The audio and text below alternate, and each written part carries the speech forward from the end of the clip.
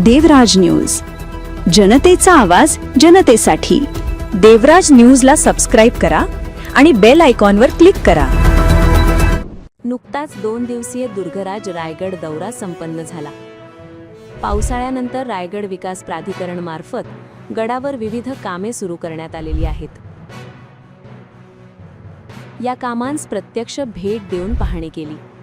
पावसाळ्यानंतरील पहिल्या टप्प्यात गडावरील श्रीगोंदा तलावाची दुरुस्ती व संवर्धन, फुटका तलाव क्रमांक 2 ची दुरुस्ती व संवर्धन, पायरी मार्गावरील खुबलडा बुरुजाचे जतन व संवर्धन, महादरवाजाजवळील तटबंदीचे संवर्धन अशी संवर्धनात्मक कामे सुरू झालेली आहेत। रायगडावरील शिवभक्त व पर्यटकांचा दिवसेंदिवस वाढता ओघ लक्षात घेता त्यांच्याकरिता मूलभूत सोयीसुविधा उपलब्ध करण्याचे काम देखील प्राधिकरण मार्फत सुरू करण्यात आलेले आहे।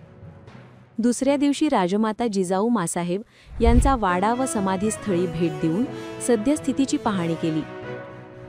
मासाहेब यांच्या वाड्याचे संवर्धन कार्य करण्यासाठी रायगड विकास प्राधिकरण मार्फत पुरातत्व विभागाकडे पाठपुरावा सुरू असून लवकरच प्राधिकरणास ही जबाबदारी मिळेल अशी सकारात्मकता आहे।